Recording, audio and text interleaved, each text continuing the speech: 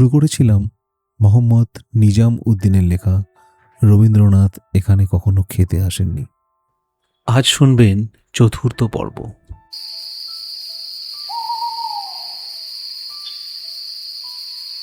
বিকেলের মধ্যেই সুন্দরপুরে একটা কথা চাউর হয়ে গেল। গোর্খদক ফালু আতরকে খুন করে পালিয়েছে, তবে কেউ তাকে পালাতে দেখেনি। খুনোখুনির চেয়েও আরও বেশি আলোচনা হচ্ছে কেন এবং কি কারণে এমন ঘটনাটা ঘটল। এ প্রশ্নের জবাব কারো কাছেই নেই। সবাই যার যার মতো করে ব্যাখ্যা দেওয়ার চেষ্টা করছে। স্বস্তির ব্যাপার হলো আতর এখনো মারা যায়নি। সদরের সরকারি হাসপাতালে আছে সে। চিকিৎসকেরা জানিয়েছেন তার মাথায় আঘাত গুরুতর হলেও ভাগ্যক্রমে বিপদমুক্ত হয়েছে সে। জ্ঞান ফিরে এসেছে ইনফরমারে, তবে আবল তাবল বকছে বলে ডাক্তার কড়া ডোজের প্যাথোড্রিন দিয়ে ঘুম পাড়িয়ে রেখেছে। সন্ধ্যা পর্যন্ত সফা হাসপাতালেই ছিল, তারপর সোজা চলে আসে এসপির বাংলোতে। মনোয়ার হোসেন এতেই খুশি হয়েছে। সফাকে কাছে পেয়ে সম্পর্ক একটু গাঢ় করা যাবে, যা হয়েছে তা ভুলিয়ে দেওয়া যাবে। বাংলোতে এসপি সপরিবারে থাকে না, তার পরিবার থাকে ঢাকায়। সফাও ভেবে দেখেছে তার পরিচয় জানাজানি হওয়ার পর হোটেলে থাকার কোনো মানেই হয় না। তাছাড়া সে আর বেশি দিন থাকছেও না এখানে। এই কয়টা দিন শানমুনের মতো নিম্নমানের হোটেলে থাকাই যেত, ওটার বাথরুমগুলো দুর্গন্ধ ও নাক চেপে সহ্য করারও সমস্যা হতো না। কিন্তু অন্য একটা কারণে সে এসপির বাংলোতে উঠেছে। ঢাকার সাথে অনায়াসে যোগাযোগ করা যাবে এখান থেকে। ফ্যাক্স মেশিন আর ইন্টারনেটের ব্যবহারের সুবিধা আছে এসপির বাংলোতে। হাসপাতালে যখন ছিল তখন সহকারী ফোনে জানিয়েছে গুরুত্বপূর্ণ তথ্য জানতে পেরেছে সে। সফা তাকে বলেছে মেইল না করে কিছুক্ষণ পর সুন্দরপুর এসপির ফ্যাক্সে রিপোর্ট পাঠিয়ে দিতে। তার সহকারী তাকে কিছুটা ধারণাও দিয়েছে, তবে সেটা এসপির সাথে শেয়ার করেনি। আগাম সতর্কতা হিসেবে এসপিকে দিয়ে একটা কাজ করিয়েছে। মুস্কান জুবেরির বাড়ির বাইরে সাদা পোশাকে দুজন পুলিশ নিয়োজিত করা হয়েছে বিকেলের পর থেকে। ওই মহিলা যেন কোনোভাবেই বাড়ির বাইরে যেতে না পারে। সেই সাথে এই দুজনকে এটাও বলে দিয়েছে কাজটা করতে হবে সতর্কতার সাথে, মহিলা যেন কিছু আঁচ করতে না পারে। সফা জানে এসপি মনোয়ার অনিচ্ছা থাকা সত্ত্বেও কাজটা করেছে। এই মুহূর্তে তাকে সহযোগিতা করা ছাড়া ভদ্রলোকের আর কোনো উপায় নেই। এসপির বাংলোয় এসেই গোসল করে নিয়েছে। সারাদিনে এই কাজটি করার সুযোগ পায়নি। গোসল করার পর এক কাপ চা নিয়ে বসল বাংলোর ড্রয়িং রুমে। এসপি মনোয়ার হোসেন আছে তার সাথে, তবে ভদ্রলোক আগ বাড়িয়ে কিছু বলছে না। ড্রয়িং রুমে রাখা ফ্যাক্স মেশিনটা বিপ বিপ করে বেজে উঠল। চেয়ে দেখল সফা। এসপি মনোয়ার কিছু বলতে গিয়েও বলল না। চায়ের কাপে দ্রুত কয়েকবার চুমুক দিয়ে চেয়ারে বসে পড়ল সফা। তার সহকারী রিপোর্ট পাঠাতে শুরু করেছে। এরপর 5 মিনিট ধরে ফ্যাক্স থেকে বেরিয়ে এলো পুরো রিপোর্টটি। কাগজগুলো নিয়ে তার জন্য বরাদ্দকৃত রুমে ঢুকে পড়লে এসপি কোনো প্রশ্ন না করে চুপচাপ চা খেতে লাগলো। বুঝতে পারছে ঢাকা থেকে মূল্যবান কিছু তথ্য এসেছে। মনে মনে সে এখনও মুস্কান জুবেরির ব্যাপারে নিশ্চিত হতে পারছে না। তার ধারণা তদন্তে আসল সত্য বের হয়ে এলে হয়তো দেখা যাবে মুস্কান নয়, অন্য কোনো চক্র এসবের সাথে জড়িত। তাদের কারণেই মুস্কানকে সন্দেহ করছে সফা। তদন্ত কাজে এরকম একটা ঘটনা অস্বাভাবিক নয়। এমন সময় এসপি মনোয়ারের মোবাইল ফোনটা বেজে উঠল। পকেট থেকে ফোন করে বের করে ডিসপ্লে দেখে কপাল কুঁচকাল সে। এটা আগেই আন্দাজ করেছিল। লোকাল এমপি আসাদুল্লাহ ফোন দিয়েছে, সম্ভবত মুস্কান জুবেরির ব্যাপারে কথা বলার জন্য। একটু ভেবে ফোনটার রিংটোন বন্ধ করে রেখে দিল পাশের টেবিলে। এই মুহূর্তে কি না কি বলে ওই নুরেশাপার রোশন হলে পড়তে চাইছে না সে। চারপাশে অন্ধকার নেমে এসেছে, যদিও রাত নামেনি এখনো। সময়ের হিসাবে সন্ধ্যা, তবে ঘড়িতে এখনো 6টা বাজেনি। শীতকাল বলে দ্রুত সূর্য ডুবে গেছে। জমিদার বাড়ির মেন গেট থেকে দূরে একটা বড় গাছের নিচে দুজন মানুষ দাঁড়িয়ে সিগারেট ফুঁকে যাচ্ছে। বোবা দারোয়ান তাদের দেখতে পায়নি।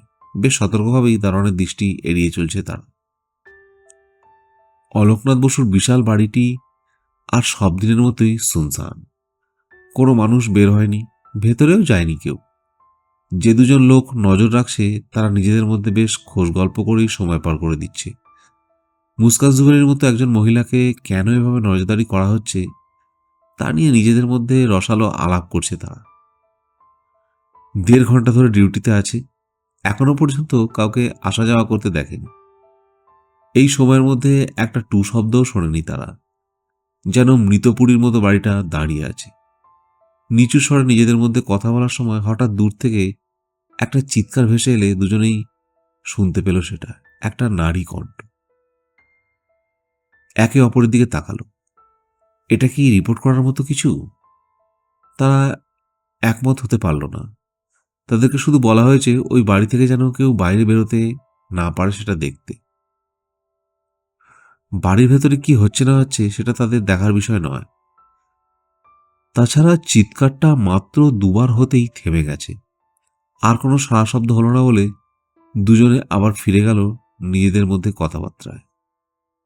বোবা ইয়াকুব মেন গেটের পেছনে বসে থাকলেও তার কোনো ধারণাই নেই বাইরে দুজন লোক এই বাড়ির দিকে নজর রাখছে। বোবা বলে দোতলা থেকে যে নারী কণ্ঠের চিৎকার ভেসে এসেছে সেটা শুনতে পায়নি। ছোট্ট একটা টুলের ওপর বসে আসন্ন অভিসারের চিন্তায় মশগুল সে। বিকেলের আগে একটা কাজে রবীন্দ্রনাথে গিয়েছিল, ফেরার পথে 1 প্যাকেট নিয়ে এসেছে। সাবিনা তাকে ইশারা দিয়েছে আজ হবে। সেই হবের আশায় ভেতরটা ছটফট করছে, তবে সে জানে বেশি ছটফট করে লাভ নেই। রাত নামুক, গাঢ় হোক, সবাই ঘুমিয়ে পড়ুক। তারপর বাড়িটার দিকে তাকালো। দোতলার একটি রুমে আলো জ্বলছে, নিচতলার একটি রুমে এইমাত্র আলো জ্বলে উঠল।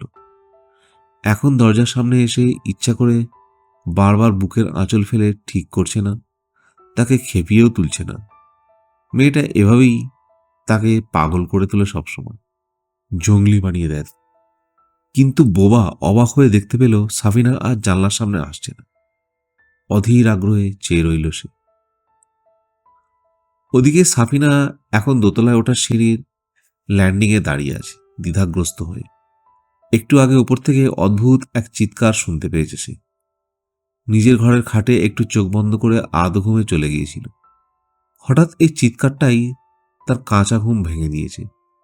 ঘরের বাতি জ্বালিয়ে কিছু বোঝার চেষ্টা করলেও আর কোনো আওয়াজ শুনতে পায়নি। তবে এটা নিশ্চিত উপরতলা থেকে চিৎকারটা এসেছে, আর সেটা কে দিয়েছে সে ভালো করেই জানে। সঙ্গে সঙ্গে দোতলায় ছুটে যাওয়ার জন্য সিঁড়ি দিয়ে উঠতে লাগে। ল্যান্ডিংয়ে পৌঁছাতেই মনে পড়ে যায় 15-20 মিনিট আগে মুস্কান ম্যাডাম তাকে বলেছিল খুব জরুরি কিছু কাজ করবে আজ, সে যেন উপরতলায় না আসে। যাই ঘটুক না কেন উনি না ডাকলে উপরতলায় যাওয়া যাবে না। সে কারণে সাফিনা ল্যান্ডিংয়েই জমে গেল। তারপর আর পা চলল না। ম্যাডামের কথার অবাধ্য হওয়া তার পক্ষে সম্ভব নয়। তিনি যখন বলেইছেন যাই ঘটুক না কেন, আর কোনো যুক্তি খাটে না। দোতলায় যদি বোমাও ফাটে তাতেও কিছু করার নেই। বড় জোরসো ম্যাডামের কাছ থেকে ডাকের অপেক্ষায় থাকতে পারে। তাছাড়া এই ব্যাপারটা তো আর নতুন নয় যে সে উতলা হয়ে উঠবে। এর আগেও কয়েকবার দোতলা থেকে অদ্ভুত গোঙানি শুনতে পেয়েছিল। খুব বেশি নয়, মৃদু চাপা এবং অল্প সময়ের জন্য। ওইসব ঘটনার আগেও ম্যাডাম তাকে বলতো যাই ঘটুক না কেন। তখন অবশ্য ওর ঘর থেকেও বের হতে নিষেধ করত। দরকার পড়লে উনি নিজেই ডাকবেন। আজ দুপুর থেকে ম্যাডামের আচরণ কেমন জানি মনে হচ্ছে তার কাছে। একটু অস্থিরতাও দেখেছে। ব্যাপারটা খুবই বিরল। এখানে আসার পর কোনোদিনই এক মুহূর্তের জন্য ম্যাডামকে অস্থির দেখেনি। যেন অস্থির হবার দোষটা নিয়ে জন্মায়নি এই মহিলা। যাই ঘটুক তিনি অচল অবিচল, কোনো কিছুই তাকে ঘাবড়ে দিতে পারে না। 2 বছর আগে এক রাতে রবীন্দ্রনাথে আগুন লাগলো। ম্যানেজার আর ওখানে যারা থাকে তারা সবাই ছুটে এলো ম্যাডামের কাছে। উনি আগুনের কথা শুনে একটুও বিচলিত হলেন না। ঠান্ডা মাথায় বললেন ফায়ার সার্ভিসে খবর দিলে অনেক সময় লাগবে। দূরের জেলা সদর থেকে আস্তে আস্তে রবীন্দ্রনাথ পুড়ে ছাই হয়ে যাবে। তার চেয়ে ভালো আমরা নিজেরাই আগুন নেভানোর চেষ্টা করি। গরু আর মুরগির খামার থেকে কিছু কর্মচারীকে ঘুম থেকে তুলে পাঠিয়ে দিলেন রবীন্দ্রনাথে। ওরা সবাই মিলে আগুন নেভাতে পারলেও বেশ ক্ষতি হয়ে গিয়েছিল। সেই ক্ষতির হিসাব যখন দিল ম্যানেজার, ম্যাডামের চোখে মুখে কোনো বিকার ছিল না, যেন কোনো কিছুই হয়নি। সেই মুস্কান ম্যাডাম আজ শুধু বিচলিতই নয়, একটু বিষণ্ণও বটে। বিকেলের পর থেকে তার মধ্যে একটু অস্থিরতা আর রাগও দেখেছে। এটাও বিরল ব্যাপার। এখনো পর্যন্ত এই মহিলাকে কখনো রাগতে দেখেনি। এমনকি ইয়াকুবের সাথে তার গোপন কাজ কারবার দেখে ফেলার পরও রেগে যাননি। শুধুমাত্র সাবধান করে দিয়েছিল কোনোভাবেই যেন দুর্ঘটনা না ঘটে। এরপর থেকে সাপিনা সত্যি সত্যি সাবধানী হয়ে ওঠে। বোবাকে বাধ্য করে ওষুধের দোকানে যেতে ওসব জিনিস ছাড়া কোনোভাবেই সে রাজি হয় না। সাপিনা নেমে এলো সিঁড়ি দিয়ে। তার দৃষ্টি বেশ ঝাপসা হয়ে আসছে। একটা দীর্ঘ নিঃশ্বাস ফেলল সে, আর সেটাকে ছাপিয়ে গেল অন্য একটি আশঙ্কা। কেন জানি মনে হচ্ছে আজকে রাতে তাদের অভিশাপটি পণ্ড হয়ে যাবে। এসপি মনোয়ারের বাংলোর নির্জন একটি ঘরে দরজা বন্ধ করে 1 ঘন্টা ধরে ফ্যাক্স করা রিপোর্টটি পড়ে গেল সফা।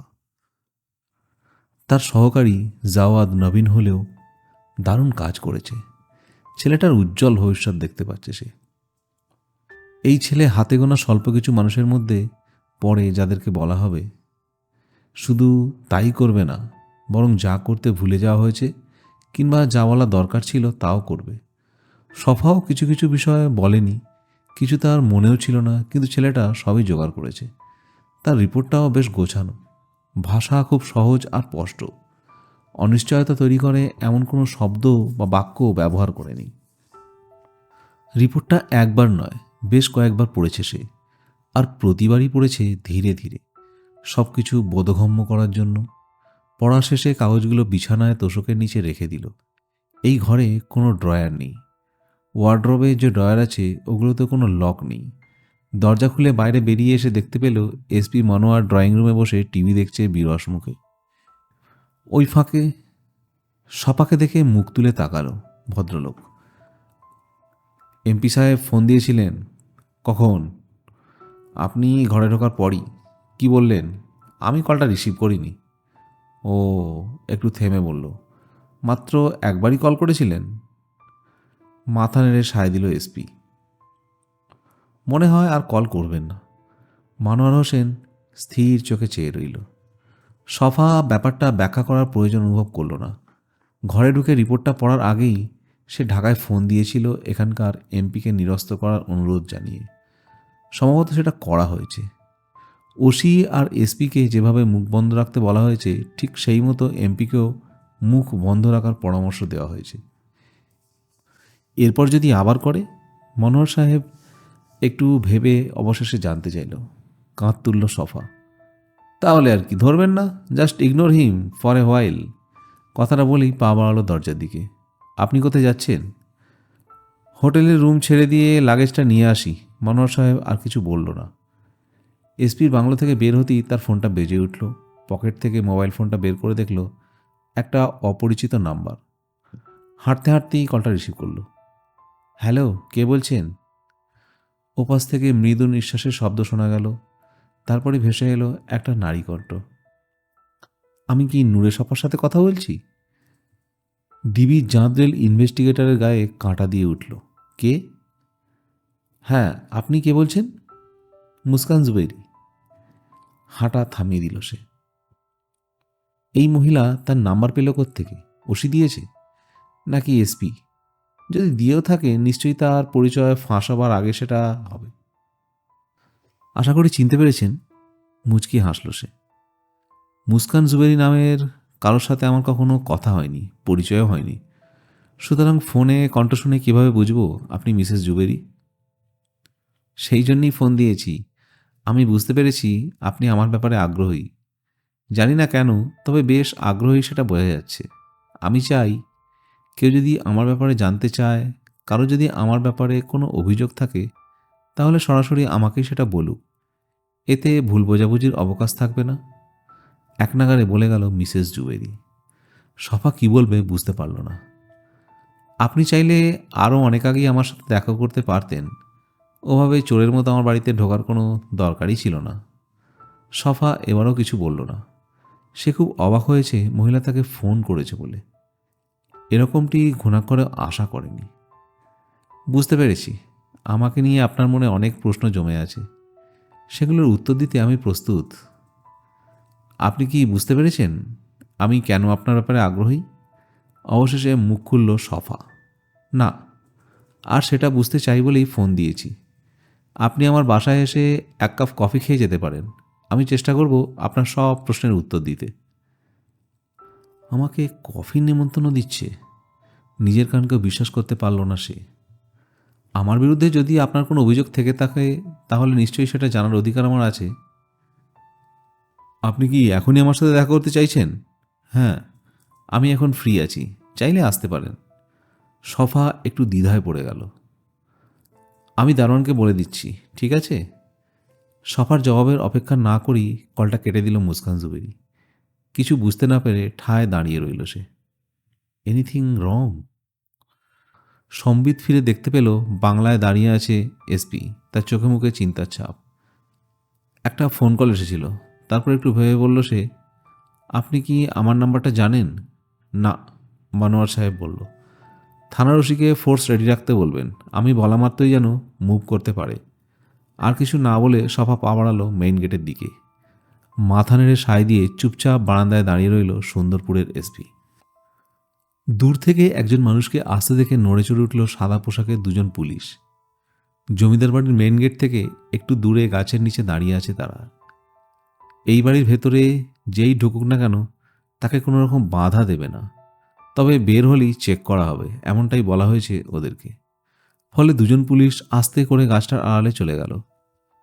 ওদেরকেও দেখে ফেলুক সেটা যেন না হয়, খুবই সতর্কতার সাথে কাজটা করতে হবে। নজর রাখা হচ্ছে, কিন্তু কারোর নজরে পড়া চলবে না, এভাবেই ওদের কাজটা করতে বলা হয়েছে। এক জায়গায় এভাবে দাঁড়িয়ে থেকে কারোর নজরে না পড়াটা অসম্ভব। কিন্তু ডিউটিতে আসার পর বাড়ি থেকে কেউ বের হয়নি, ঢোকেও নি। সে কারণে কাজটা খুব সহজেই করা গেছে এতক্ষণ ধরে। আবছায়া অবয়বটি কাছে আসতেই বড় গাছটার দিকে তাকিয়ে কিছু খুঁজতে লাগলো আড়ালে থাকা দুজন। ভরকে গেল। তারা যে এখানে আছে এটা ওই আগন্তুক কিভাবে টের পেল? তোমরা কি আছো? আস্তে করে বলল আবছায়া অবয়বটি। গাছের আড়ালে থাকা দুজন পুলিশ বুঝতে পারল না কি করবে। তাদের মধ্যে একজন নিশ্চু কণ্ঠে তার সঙ্গীকে বলল, আমাকে ওই স্যার মনে হইতাছে।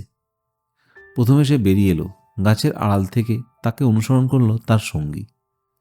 সালেম আলাইকুম স্যার, প্রথমজন এগিয়ে এসে বলল। দ্বিতীয়জন একই কায়দায় সেলাম ঠুকল। কি অবস্থা? একটু সামনে এগিয়ে গেল অবয়বটি। এই হলো নূরে সফা, ঢাকা থেকে এসেছে। ওসি সাহেব চার ভয়ে তটস্থ হয়ে আছে এখন। কেউ বার হয় নাই, প্রথমজন জবাব দিল। ঢুকেও নাই। গুড। তয় সন্ধ্যার দিকে একটা চিৎকারের আওয়াজ পাইছিলাম স্যার। ভুরু কুচকে ফেলল সফা। চিৎকার? একটা মহিলার চিৎকার। কি বলো? তারপর? তারপর আর কোনো আওয়াজ পায় নাই। বাড়ি থেকে কেউ বাইরও হয় নাই। নিচের ঠোঁট কামড়ে ধরল সফা। একটু ভেবে দুজনের উদ্দেশ্যে বলল, আমি ওই বাড়িতে যাচ্ছি, তোমরা নজর রেখো। আমি ভেতরে ঢোকার পর কাউকে ওই বাড়িতে ঢুকতে দেবে না, আর তোমাদেরও লুকিয়ে থাকার দরকার নেই, গেটের সামনেই থাকো। ঠিক আছে স্যার, প্রথমজন বলল। তোমাদের সাথে আর্মস আছে তো? জি স্যার, দুজনেই একসাথে জবাব দিল। গুড। কথাটা বলেই মেইন গেটের দিকে পা বাড়ালো সে। বন্ধ গেটটার সামনে আসতেই ছোট গেটটা খুলে দিল দারোয়ান। সম্ভবত ফুটো দিয়ে বাইরে তাকিয়েছিল সে।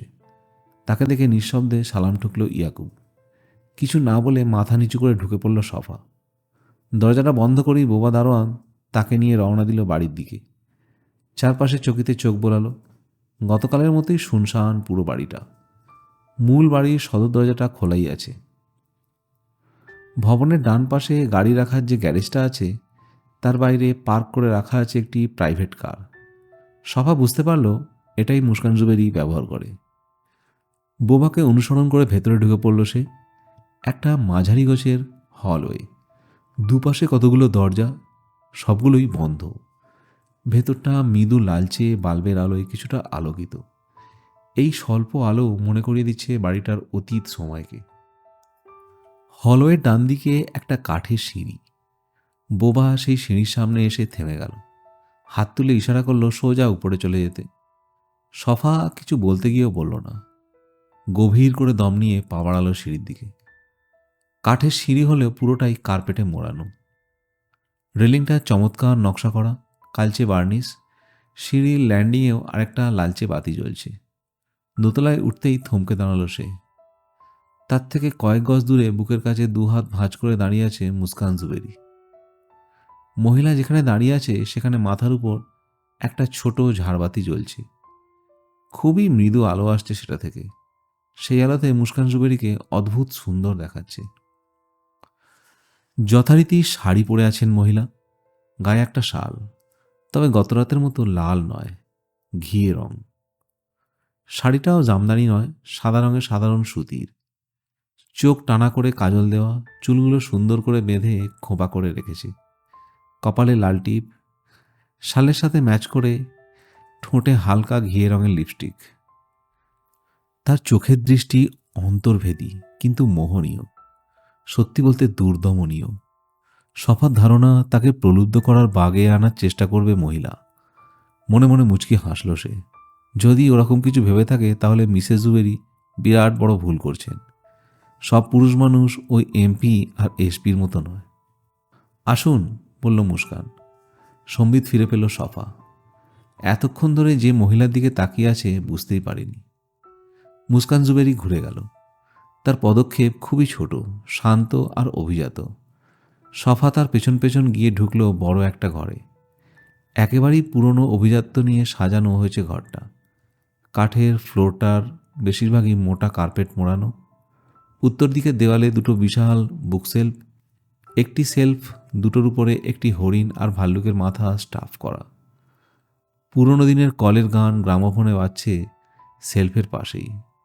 ওটার পাশে ছোট্ট একটা র্যাকে প্রচুর লং প্লে, যা আজকাল দেখা যায় না। এক সেট পুরনো ধাঁচের সোফা রয়েছে ঘরে। আরও আছে মোড়া জাতীয় কিছু আসন। ঘরের এক কোণে একটা ইজি চেয়ারও দেখতে পেল। বড় আর আয়তক্ষেত্রের নিচু টেবিল, কিছু মাঝারি গোছের আসবাব, কফি টেবিল আর অসংখ্য অ্যান্টিকে সাজানো।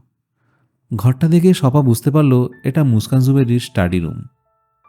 এখানেই বাইরে মানুষজনের সাথে দেখা করেন মহিলা। আবার বাকি সময় এটাই তার স্টাডি রুম হিসেবে ব্যবহৃত হয়। বসুন, একটা সিঙ্গেল সোফা দেখিয়ে দিয়ে বলল বাড়ির মালিক। নিজে বসলো একটু দূরে মোড়ার মতো আসনে। সোফা ঘরের চারপাশটা আরেকবার তাকিয়ে বসে পড়ল। হাতাওয়ালা পুরনো দিনের সোফাটা বেশ আরামদায়ক। চা নাকি কফি, কোনটা নেবেন? বেশ আন্তরিকভাবেই জানতে চাইল মুস্কান। কোনোটাই না, মাথা দুলিয়ে বলল সফা। মুচকি হাসল মিসেস জুবেরি। আমার বাসায় এসে কোনো কিছু খেতে ভয় পাচ্ছেন? না, জোর দিয়ে বলল ডিবির ইনভেস্টিগেটর। যদিও কথাটা একদিকে থেকে সত্যি, অতি সতর্কতা এক ধরনের ভয়ও। আমি আসলে দরকারি কথা শোনার জন্য এসেছি। মুস্কান স্থিরভাবে তাকিয়ে রইল কয়েক মুহূর্ত। তার মানে আপনার হাতে সময় খুব কম? কার সময় কম সেটা সময় এলেই বোঝা যাবে। একটু ভেবে বলল মুস্কান, ঠিক আছে তাহলে শুরু করুন। এখানে আসার আমন্ত্রণটা কিন্তু আপনিই দিয়েছেন, আপনিই শুরু করুন। আবারও মুচকি হাসি দেখা গেল মুস্কানের ঠোঁটে। আমি কিভাবে শুরু করব? আমি তো জানিই না একজন পুলিশ কেন আমার পেছনে লেগেছে। ভুরু তুলল সফা। আপনি তাহলে জেনে গেছেন আমি পুলিশের লোক? এটা জানার এমন কি? কিন্তু আমার ফোন নাম্বারটা কিভাবে পেলেন আপনি? এটা কি কঠিন কাজ? মাথা দোলালো মিসেস জুবেরি। ফোনের ব্যালেন্স রিচার্জ করার জন্য এখানে খুব বেশি দোকান নেই। ভুরু কুচকে ফেলল সফা। আতর আলী যেভাবে তার নাম্বার জোগাড় করেছিল, ঠিক একইভাবে মুস্কান জুবেরিও হয়তো কাজের লোক কিংবা হোটেলের কর্মচারীদের দিয়ে তার নাম্বার বাগিয়ে নিয়েছে। আর আমি যে পুলিশ, এটা নিশ্চয়ই এসপি কিংবা ওসি বলেছে, নাকি ওই এমপি? মাথা দোলালো মুস্কান। ওরা কেউ আমাকে বলেনি আপনি পুলিশ। ইনফ্যাক্ট ওরা হঠাৎ করেই আমার ফোন ধরছে না, বলতে পারেন সে কারণেই আমি ধরে নিয়েছি আপনি পুলিশই হবেন। বাহ, প্রশংসা না করে পারছি না। কিসের? কথাটা বলার সময় মুস্কান জুবেরির চাহনিটা সপাকে মুগ্ধ করল। আপনার লজিক সেন্সের। ও, একটু থেমে আবার বলল, এখন বলুন আমার বিরুদ্ধে আপনার অভিযোগটা কি? এটা জানার অধিকার নিশ্চয়ই আমার রয়েছে। সফা বলল, অবশ্যই। তবে তার আগে আমাকে বলুন আপনি কে, কোত্থেকে এসেছেন? এবার মুস্কান ভুরু কুচকাল, তবে সামান্য সময়ের জন্য। আমার সম্পর্কে কিছু না জেনেই এখানে চলে এসেছেন? কিছু জানি না তা তো বলিনি, অনেক কিছুই জানি। তাই? মুচকি হাসল মহিলা। শুনি তো, কি জানেন? সফা গভীর করে দম নিল। তার সহকারী যে তত্ত্ব পাঠিয়েছে সেগুলো বলতে গেলে অকাট্য। আমাকে পরীক্ষা করবেন না। ডাক্তার মুস্কান সোহেলি স্থির চোখে চেয়ে রইল মিসেস জুবেরি। তার চোখে মুখে কপট মুগ্ধতা। রাশেদ জুবেরিকে বিয়ে করার আগে তাই ছিলেন। সফা আয়েশ করে হেলান দিয়ে সোফায় বসে বলল, সপরিবারে আমেরিকায় ছিলেন দীর্ঘদিন, তারপরেই হুট করে দেশে চলে এলেন। ঢাকার ওরিয়েন্ট হাসপাতালে যোগ দিলেন এক সময়। মুস্কান কিছু বলল না। তার অভিব্যক্তি দেখে বোঝার কোনো উপায় নেই সে কি ভাবছে। যেখানে রোগী হিসেবে পেয়ে গেলেন নাসির জুবেরিকে, উনি প্রোস্টেট ক্যান্সারে ভুগছিলেন, একেবারে টার্মিনাল স্টেজে ছিলেন। আপনাদের হসপিটালে দীর্ঘদিন চিকিৎসার জন্য ভদ্রলোক। অবিবাহিত বলে তাকে দেখাশোনা করার কেউ ছিল না। বাবা মা 71-এ মারা গেছে। বাবার দিক থেকে কিছু আত্মীয় স্বজন থাকলেও মায়ের দিকে নিকট কোনো নিকটাত্মীয় বলতে গেলে এখন আর নেই। একটু থামল মহিলার প্রতিক্রিয়া দেখার জন্য, কিন্তু হতাশ হলো। মুখটা যেন তৈলচিত্রের মতো স্থির হয়ে আছে তার দিকে, পলক প্রায় ফেলছেই না। রাসেল জুবেরি প্রায় 3 মাস ছিলেন ওরিয়েন্ট হাসপাতালে। তখনই আপনার সাথে বেশ ভালো সম্পর্ক তৈরি হয়, কিন্তু সেটা ডাক্তার রোগীর সম্পর্কের বাইরে কিছু ছিল না, যতটা আমি জেনেছি। আবারও থামল, তবে এবার কথা গুছিয়ে নেবার জন্যে। রাসেল জুবেরি বুঝে গিয়েছিলেন উনি আর বেশি দিন বাঁচবেন না, কয়েক মাসের ব্যাপার। বেশ খাদ্যরসিক ছিলেন ভদ্রলোক, এটা ওটা খেতে চাইতেন, কিন্তু তার সেই আবদার পূরণ করার মতো কেউ ছিল না আপনি ছাড়া। মুস্কান এবার আলতো করে হেসে বুকের কাছে 2 হাত ভাঁজ করল। আপনি নিজের হাতে রান্না করে ওনাকে খাওয়াতে শুরু করলেন, উনি মুগ্ধ হয়ে গেলেন। সম্ভবত আপনার অসাধারণ রান্নায় সম্মোহিত হয়ে গেলেন পুরোপুরি। এজন্যে আমি ভদ্রলোককে অবশ্য দোষও দিই না, আপনার রান্না সত্যি অতুলনীয়। মুচকি হেসে ভুরু তুলল মুস্কান জুবেরি। এটা কি আপনার নিজস্ব মতামত? বলতে পারেন, কারণ আমিও রবীন্দ্রনাথে খেয়েছি, অসাধারণ না বলে উপায় নেই। ধন্যবাদ। একটি প্রবাদ আছে, কারণ মন জয় করতে চাইলে তার পাকস্থলী জয় করো। সেভাবেই আপনি রাসেল জুবেরির মন জয় করতে সক্ষম হলেন, খুব দ্রুত। আপনি কি শিওর চা কফি কিছু নেবেন না? অপ্রাসঙ্গিকভাবে বলে উঠল মিসেস জুবেরি। No thanks. আমি যদি একটু কফি নিই তাহলে কিছু মনে করবেন? শীতকালে আমার ঘন ঘন চা কফির তেষ্টা পায়, ওসব না হলে মাথা ধরে আসে। এটা আপনারই বাড়ি, জিজ্ঞেস করার কোনো দরকার নেই, মুচকি হেসে বলল সফা।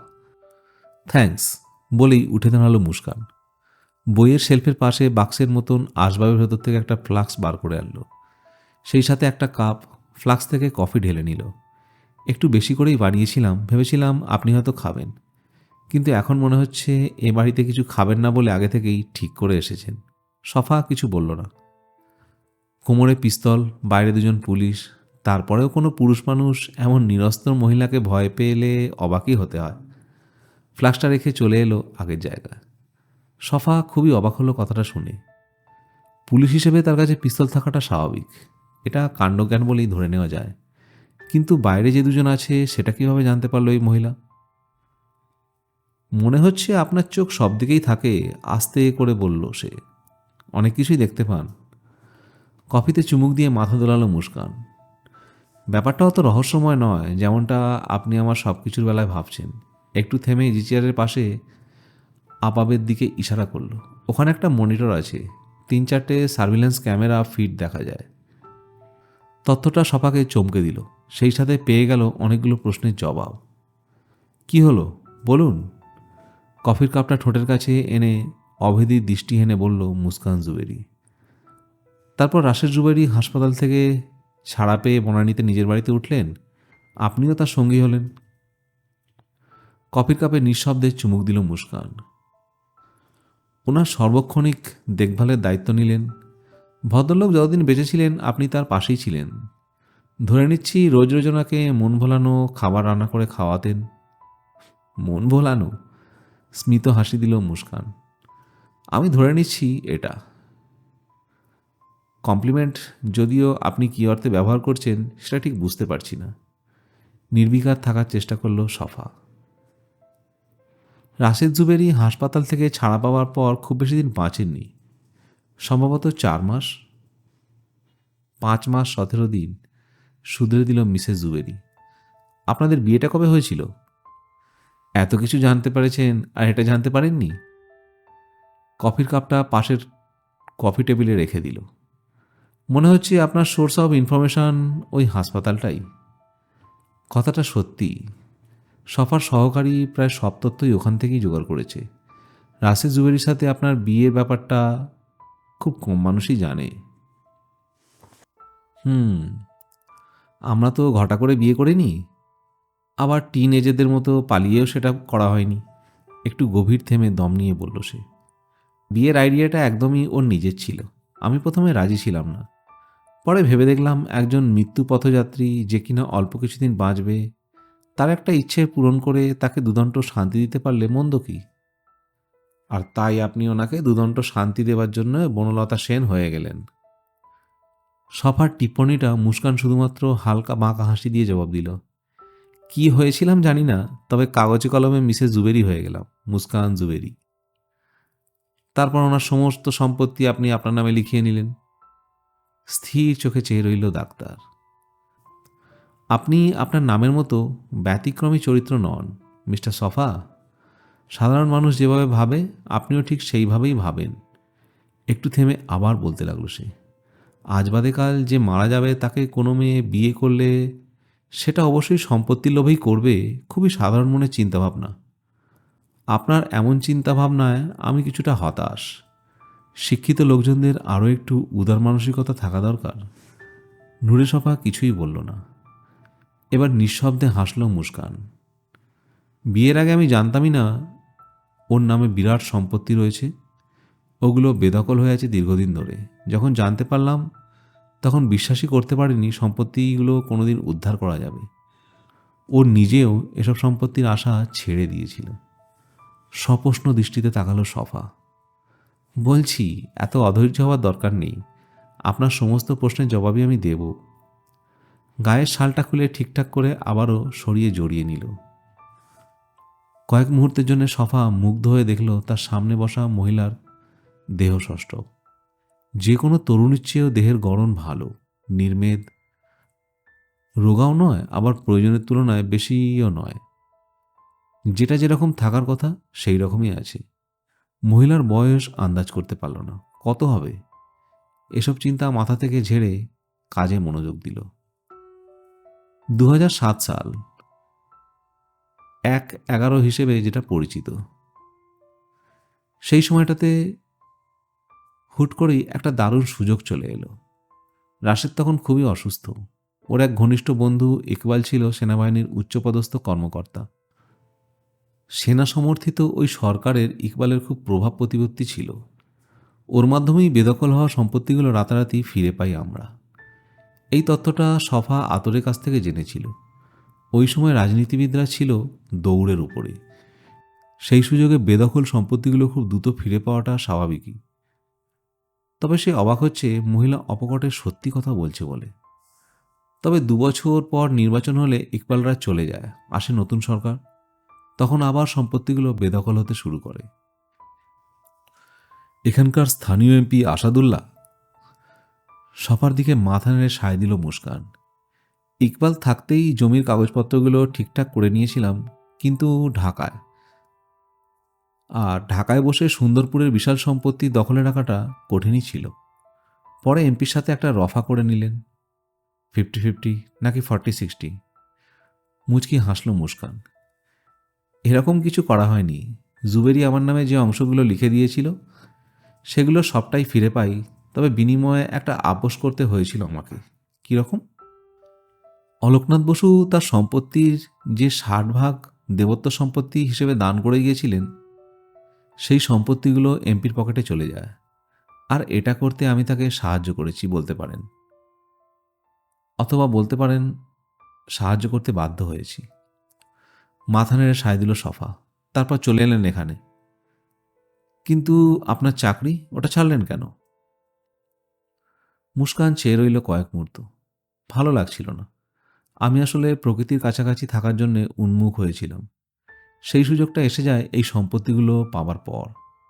তখন ঠিক করলাম আর চাকরি নয়, সব ছেড়ে ছুড়ে বহুদূর গিয়ে থাকব। তাছাড়া মৃত্যুর আগে রাশেদ আমাকে একটা রেস্টুরেন্ট করার জন্য অনুরোধ করেছিল। সে বলেছিল, তোমার জাদুকরি রান্নার স্বাদ থেকে মানুষজনকে বঞ্চিত করা ঠিক হচ্ছে না। মুচকি হাসল মুস্কান। এমনকি মৃত্যুর আগেও আমার হাত ধরে একথাটা বলেছিল বলতে পারেন। তার কথা রাখার জন্যই এই রবীন্দ্রনাথ করেছি। অবশ্য ও ভাবেনি আমি এটা সুন্দরপুরে এসে করব। সফা অনেক কষ্টে কথা বলা থেকে নিজেকে বিরত রাখল। সে চাইছে আগে মুস্কান জুবেরি নিজে মুখ খুলুক। ঢাকা আমার কাছে অসহ্য ঠেকছিল। তাছাড়া রবীন্দ্রনাথ নিয়ে যেরকম পরিকল্পনা আমার ছিল, সেটা ঢাকায় কিংবা আশেপাশে করা সম্ভব ছিল না। কেন? ঢাকায় কোনো কিছুই বিশুদ্ধ, কেমিক্যাল ফ্রি, ফরমালিন মুক্ত পাওয়া যায় না। ডাক্তার হিসেবে অন্য অনেকের চেয়ে এটা আমি ভালো করেই জানতাম। তরিতরকারি, ফলমূল থেকে শুরু করে মাছ, মাংস কোনো কিছুই এসব থেকে মুক্ত নয়। এমনকি দুধ পর্যন্ত বিষে ভরা। আমি চাইনি রবীন্দ্রনাথে এসব জিনিস দিয়ে রান্না করা হোক। তাছাড়াও সব ভেজাল জিনিস ব্যবহার করে আমার মনোমতো রেসিপি তৈরি করা সম্ভব ছিল না। স্বাদের ব্যাপারটা খুবই সূক্ষ্ম, সামান্য হেরফের হলেও বদলে যায়। আচ্ছা, আস্তে করে বলল নূরে সফা। কিন্তু এখানে প্রচুর আবাদি জমি আছে, থাকার মতো সুন্দর একটি বাড়িও আছে। আমি ইচ্ছে করলে সব কিছুই ফলাতে পারি, চাষবাস করতে পারি। তাই ঠিক করলাম এখানেই চলে আসব। আপনি কুমিরের মাংস দিয়েও কি রেসিপি করেন নাকি? মুচকি হেসে মাথা দোলালো মুস্কান। না, ওগুলো মাত্র 3-4 মাস ধরে ব্রিডিং করছি, অনেকটা শখে। তবে ভবিষ্যতে বিদেশে রপ্তানি করারও পরিকল্পনা আছে আমার। আপনার শখটা কিন্তু সিকিউরিটির পারপাসও সার্ভ হয়েছে, দারুণ আইডিয়া। এবার চোখ দিয়ে হাসল মুস্কান জুবেরি। গতকাল রাতের আগে অবশ্য এটা বুঝতে পারিনি, এখন মনে হচ্ছে আইডিয়াটা আসলে দারুণ। ভুরু কুচকালো সফা। আর গত রাতে ফালুকে দিয়ে মাটি খুঁড়ে কি পুঁতে ফেললেন, সেটাও কি কোনো শখ? এবার কিছুটা সময় ধরে মুস্কান জুবেরি হাসল, একদম নিঃশব্দে। দেখে ভয় পেয়েছিলেন নাকি? প্রশ্নটা সফার পৌরসে লাগলেও হজম করল চুপচাপ। আমি স্প্যানিশ কুইজিন খুব পছন্দ করি। ওদের কিছু ধরন আমি দেশীয় খাবারের সাথে ব্লিডিং করে রেসিপি বানিয়েছি। এটাকে এক ধরনের ফিউশন বলতে পারেন। খাবারগুলো লোকে পছন্দও করেছে। আপনিও সেগুলো খেয়েছেন, সম্ভবত পছন্দও করেছেন। রেস্টুরেন্টেও কি আপনার চোখ সব কিছু লক্ষ্য করে? শেষ পর্যন্ত না বলে পারল না। আই মিন, সার্ভিল্যান্স করেন? হোটেল রেস্টুরেন্টে সার্ভাইল্যান্স ক্যামেরা থাকাটা তো খুবই সাধারণ ব্যাপার, তাই না? একটু থেমে আবার বলল, নাকি সুন্দরপুরের মতো গ্রামীণ এলাকায় ওসব থাকাটা বেমানান? এবার সফা বুঝতে পারল মুস্কান জুবেরি কেন তার দিকে ওভাবে তাকিয়েছিল। আগেভাগে কিছু টের পাওয়াটা আসলে কোনো রহস্যময় ব্যাপার নয়। এটা নিছকই আধুনিক প্রযুক্তি ব্যবহারের বাড়তি সুবিধা। রবীন্দ্রনাথের প্রাইভেট রুমে বসে কাস্টমারদের মনিটর করার সুবিধা রয়েছে, আর সেই সুবিধা ব্যবহার করেই মুস্কান জুবেরি দেখেছে তার গতিবিধি, চাহনি। অন্য সব কাস্টমার থেকে খুব সহজেই তাকে আলাদা করতে পেরেছে। গত রাতে গর্ত করে কি মাটিচাপা দিলেন সেটা কিন্তু বললেন না। প্রসঙ্গে ফিরে এলো নূরে সফা। বলছি, স্প্যানিশ কুইজিন, ওসবের জন্য রেড ওয়াইন ব্যবহার করা হয়। বলতে পারেন পানির বদলে রেড ওয়াইনই দেওয়া হয়। এখানে রেড ওয়াইন খুবই আনঅ্যাভেলেবেল। ওখানে রেড ওয়াইন খুবই অ্যাভেলেবেল, সস্তাও বটে। বিশেষ করে খাবারে ব্যবহার করা হয় সেগুলো। Red wine? সফার মাথায় নানান হিসাব জট পাকাতে লাগলো।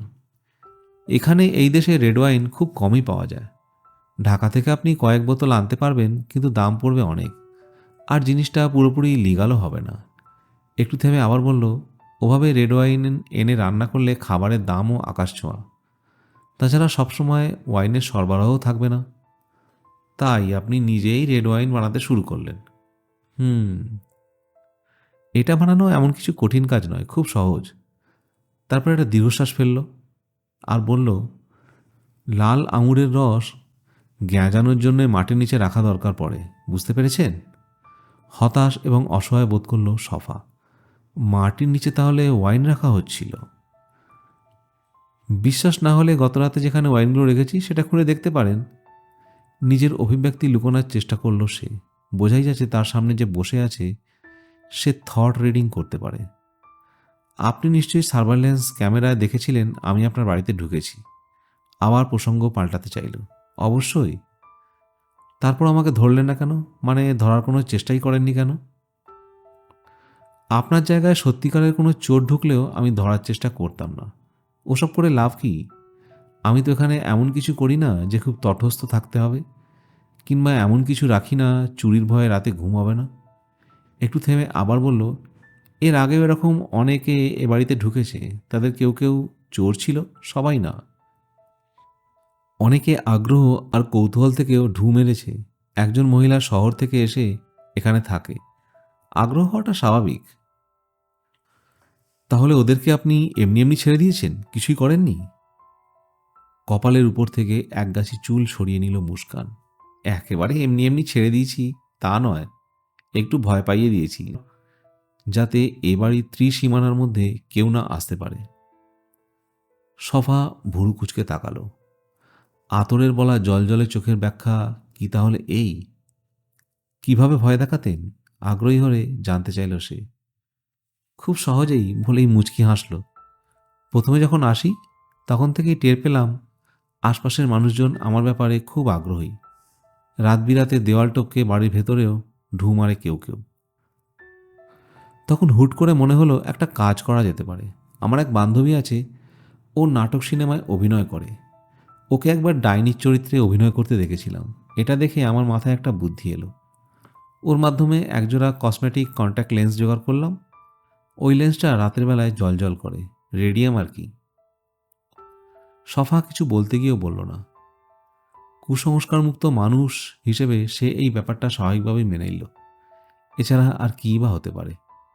বলতে পারেন ওই লেন্স দুটো দারুণ কাজে দিয়েছে। মাথা নেড়ে সায় দিল সে। বুঝতে পারছে। সার্ভিলেন্স ক্যামেরায় আতরকে দেওয়াল টপকে বাড়িতে ঢুকতে দেখে Muskan Zuberi radium contact lens পরে বসেছিল ব্যালকনিতে। উদ্দেশ্য আর কিছু নয়, ওই ইনফর্মারকে ঘাবড়ে দেওয়া। তখন মহিলা ইচ্ছে করেই রেড ওয়াইন পান করছিল আতরের কাছে, যেন ওটা রক্ত বলে মনে হয়। কিন্তু এর ফলে গ্রামের লোকজন যে আপনাকে ডাইনি বলে সন্দেহ করতে শুরু করেছে তা কি আপনি জানেন? মুচকি হাসল মিসেস জুবেরি। সমস্যা কি? ওরা যা খুশি ভাবুক, আমার উদ্দেশ্য তো খুব সহজ। কেউ যেন আমার ত্রিসীমানার মধ্যে না আসে। সেটা ভয় থেকে হোক কিংবা অন্য কিছু, তাতে আমার কিছু যায় আসে না। বুঝেছি, বলল সফা। একজন ডাইনি যার সাথে এমপি, ডিসি, এসপির দারুণ খাতির, তাকে ঘাঁটাতে যাবে না কেউ। দূর থেকে শুধু ডাইনি বলে দুটো মন্দ কথা বলবে। ঠিক, মাথা নেড়ে সায় দিল মুস্কান জুবেরি। কিন্তু একটা ব্যাপার বুঝতে পারছি না, আপনার বাড়িতে এক মেয়ে আছে, সে আমাকে সামনাসামনি দেখেও কিছু বলেনি। মানে একটু ভয় পাওয়া, চিৎকার দেওয়া এসব কিছুই করেনি। প্রচ্ছন্ন হাসি দেখা গেল মুস্কানের ঠোঁটে। সবার প্রশ্নগুলো যেন খুব উপভোগ করছে। আসলে ওই মেয়েটা আপনাকে দেখতেই পায়নি, দেখতে পেলে অবশ্যই চিৎকার দিত। কি বলেন? মেয়েটা আমাকে অবশ্যই দেখেছে, জোর দিয়ে বলল। ওই মেয়েটা আমার সাথেই থাকে, আপনাদের ভাষায় কাজের মেয়ে। আমি অবশ্য ওকে বলি হোম অ্যাসিস্ট্যান্ট। একটু থেমে কানের পাশে চুলগুলো সরিয়ে দিল এবার। সাপিনা ছোটবেলা থেকেই রাতকানা রোগে ভুগছে। খুব গরিব ঘরের মেয়ে, অপুষ্টি থেকে এটা হয়ে গেছে। দিনের বেলায় সব দেখতে পেলেও রাতে তেমন ভালো দেখতে পায় না বললেই চলে। সপা হাঁ করে চেয়ে রইল কয়েক মুহূর্ত। দারোয়ান বুবা, কাজের মেয়ে রাতকানা, জলজলে চোখের আসল কারণ রেডিয়াম কন্ট্যাক্ট লেন্স, মাটি চাপা দেওয়া হয়েছে ঘরে বানানো রেড ওয়াইন, সার্ভাইলেন্স ক্যামেরার সাহায্যে অনেক কিছুই দেখতে পায় মহিলা। শখের কুমির চাষ শুরু হয়েছে ইদানিং। মাথার মধ্যে সব কিছু ভনভন করে ঘুরতে লাগলো। চোখের সামনে দেখতে পাচ্ছে তার সমস্ত সন্দেহ, প্রশ্ন বিশাল এক গহ্বরের মুখে থুবড়ে পড়তে যাচ্ছে। সে কি তাহলে ভুল মানুষের পেছনে ছুটছে? আর কিছু জানতে চান না? মুস্কানের কথায় সম্বিত ফিরে পেল। আপনি কি জানেন আজ দুপুরে একটা ঘটনা হয়েছে সুন্দরপুরের কবরস্থানে? প্রসঙ্গটা মনে পড়তেই জিজ্ঞেস করল সে। ওই যে ফালু, সে একজনকে মেরে জীবন্ত কবর দেওয়ার চেষ্টা করেছিল। ভাগ্য ভালো লোকটা প্রাণে বেঁচে গেছে। কপালে ভাঁজ পড়ল মুস্কান জুবেরির। তাই নাকি? ঘটনার পর থেকে ফালুকে পাওয়া যাচ্ছে না। কবরস্থানে তার ঘর তল্লাশি করেছে পুলিশ, কিছুই পায়নি। ওর ঘর থেকে কি পাবার আশা করেছিলেন আপনি? মানে পুলিশ? স্থির চোখে কয়েক মুহূর্ত চেয়ে রইল সফা। লাশ? মুস্কানের কপালে ভাঁজ পড়ল, আরও প্রকট হলো। চোখে তার বিস্ময় মাখানো প্রশ্ন। মাথাটা ডান পাশে কাত হয়ে গেল। আমাদের কাছে ইনফরমেশন ছিল ওর ঘরে খাটের নিচে কঙ্কাল আছে। কঙ্কাল দিয়ে ও কী করে? জানি না কি করে, তদন্ত হলে বেরিয়ে আসবে। নিচের ঠোঁট কামড়ে ধরল মুস্কান জুবেরি। তবে সেটা ক্ষণিকের জন্য। আপনি কি ওর ঘটনার সাথে আমাকেও সন্দেহ করছেন? কাঁধ তুলল সে। আমি আপাতত আপনার ব্যাপারেই মনোযোগ দিচ্ছি। ফালুর ঘটনাটা পরে দেখা যাবে, ওটা স্থানীয় পুলিশ দেখবে। আমার কি ব্যাপার? কথার মাঝখানে বলে উঠল মুস্কান। একটু পরিষ্কার করে বলবেন কি? গভীর করে নিঃশ্বাস নিল নূরে সফা। বলছি। কথাগুলো গুছিয়ে নেবার জন্য একটু সময় নিল সে। মিসেস জুবেরি এখনও তার দিকে স্থির চোখে চেয়ে আছে। আমি আসলে একজন মানুষের নিখোঁজ হওয়ার কেস তদন্ত করছি, আর সেটা করতে গিয়েই আপনার সন্ধান পেয়েছি। মুস্কান অভিব্যক্তিহীন চোখে চেয়ে রইল কয়েক মুহূর্ত। আমি কিছুই বুঝতে পারলাম না। হাসিব আহমেদ নামের এক ভদ্রলোক 3 মাস আগে নিখোঁজ হয়ে ঢাকা থেকে। তার কোনো হদিশ পাওয়া যায়নি এখনো পর্যন্ত। ওই কেসটা পুলিশ সিআইডি ঘুরে ডিবির কাছে আসে। বর্তমানে ওটার তদন্ত আমি করছি। গভীর করে নিঃশ্বাস নিল মিসেস জুয়েরি। কিছু বলতে গিয়েও যেন বলল না। হাসিবের মামা খুবই প্রভাবশালী একজন ব্যক্তি। তার ব্যক্তিগত আগ্রহে কেসটা আমাকে দেওয়া হয়েছে। প্রথমে আমি তদন্ত করে কিছুই পাইনি। কেসটা একেবারে কানা গলির মতোই এক জায়গায় গিয়ে শেষ হয়ে গেছে। সেখান থেকে এক পা এগোতে পারিনি। অবশেষে একটা সূত্র পেয়ে যাই। হাসিব যে ট্যাক্সি ক্যাবে করে এখানে এসেছে সেটা স্ট্রেস করতে পেরে ট্যাক্সি ক্যাব ড্রাইভারকে জিজ্ঞেস করে জানতে পারি হাসিব ঢাকা থেকে এখানে আপনার ওই রবীন্দ্রনাথে এসেছিল, তারপর থেকে সে নিখোঁজ। এর মানে কি? মুস্কান জুবেরি বিস্মিত হয়ে বলল। রবীন্দ্রনাথে প্রতিদিন শত শত লোক আসে, খাওয়া দাওয়া করে, আবার চলে যায়। তারা কোথায় যায়, কি করে, সেখান থেকে নিখোঁজ হয় নাকি গুম হয় তা আমি কি করে জানব? এর সাথে আমার সম্পর্ক কি? মাথা নেড়ে সায় দিল সফা। ওই ড্রাইভার বলেছে কাকতালীয়ভাবে হাসিবের ঘটনার 2 মাস আগে আরেকজনকে নিয়ে এসেছিল সে এখানে। বাহ! বাঁকা হাসি দিল মিসেস জুবেরি। 2 জন লোক 2-3 মাসের ব্যবধানে এখানে চলে এলো, তারপর তাদের আর খোঁজ পাওয়া গেল না। এ থেকে আপনি কি করে আমাকে জড়ালেন? এখানে আমার কি ভূমিকা? সফা বাঁকা হাসি দিল, অন্তর্ভেদী দৃষ্টি হেনে চেয়ে থাকে বলল, মিসেস জুবেরি, আমি কিন্তু বলিনি দ্বিতীয়জন নিখোঁজ হয়েছে। বলেছি ওই লোকটাও এখানে এসেছিল। এই প্রথম মুস্কান একটু ভরকে গেল, তবে সেটা খুবই সামান্য সময়ের জন্য। তারপর গভীর করে দম নিয়ে বলল, আমি ভেবেছি আপনি 2 জন নিখোঁজ হওয়ার কথা বলছেন। যা হোক, শুধু 2 জন হলেও ব্যাপারটা কাকতালীয় বলে ধরে নিতাম। আস্তে করে বলল সফা। কিন্তু আমি খোঁজ নিয়ে এরকম আরও 3টি ঘটনা পেয়েছি। ওরা সবাই একদিন হুট করে নিখোঁজ হয়ে গেছে। অবিশ্বাসে তাকালো মুস্কান জুবেরি। ওরা সবাই এখানে এসে নিখোঁজ হয়েছে আর সেই কাজটার সাথে আমি জড়িত। এর কি প্রমাণ আছে আপনার কাছে? 5 জনের মধ্যে 2 জন ভিকটিম যে এখানে এসেছিল সেটা ট্যাক্সি ক্যাবের ড্রাইভার সাক্ষী। আর বাকিদের ব্যাপারটা? ওটা আমার অনুমান। শুধুই অনুমান, কোনো প্রমাণ নেই? সফা হাসল। আশা করছি সেটা খুব জলদিই পেয়ে যাব। ঢাকায় আমার এক সিনিয়র কলিগ ওটা দেখছেন। একটু থেমে আবার বলল সে, ওরিয়েন্ট হাসপাতালের সিনিয়র ডাক্তার আসগার শাহিদকে নিশ্চয়ই আপনি চেনেন? মুস্কানের জবাবের অপেক্ষা না করেই বলল, ওনাকে আমার এক কলিগ জিজ্ঞাসাবাদ করছেন। মুস্কান জুবেরি স্থির চোখে চেয়ে রইল। সেই চোখে কি খেলা করছে তা অবশ্য বোঝা গেল না। শুধু চোখের মণিগুলো মৃদু নড়ছে। আমার ওই কলিগ কিন্তু খুব বিখ্যাত, জীবনে কোনো কেসে ব্যর্থ হননি। আর আপনি? আপনি কি কখনো ব্যর্থ হয়েছেন? মাথা দোলালো সফা। এখনো পর্যন্ত হয়নি। মনে হচ্ছে না খুব শীঘ্রই হব। মুচকি হাসল মিসেস জুবেরি। মনে হচ্ছে অতিরিক্ত আত্মবিশ্বাস আপনাকে উন্নাসিক বানিয়ে ফেলেছে, কিংবা ব্যর্থ হবার ভয়ে মরিয়া হয়ে উঠেছেন। কথাটা আমলে না নিয়েই বলল নূরে সফা। অবশ্য আমার কলিগ আমার চেয়ে এক কাঠি উপরে। আপনি হয়তো ওনার নাম পত্রিকায় দেখেছেন, ডিবির সাবেক ইনভেস্টিগেটর KS খান। মূর্তির মতো স্থির হয়ে রইল মুস্কান। নির্বিকার মুখেই বলল, আমি পত্রিকা পড়ি না, ওগুলো পড়ার জিনিস বলে মনে করি না। অরুচিকর আর মূল জিনিস আমার ধাতে সয় না। বাঁকা হাসি হেসে প্রসঙ্গে ফিরে এলো সফা। আমি নিশ্চিত ডাক্তার আসকার সাঈদ যত শক্তিশালী নার্ভের অধিকারী হয়ে থাকুন না কেন, মিস্টার খানের সামনে টিকতে পারবেন না। মাথার চুলে হাত বুলিয়ে ঘরের চারপাশে তাকালো মুস্কান।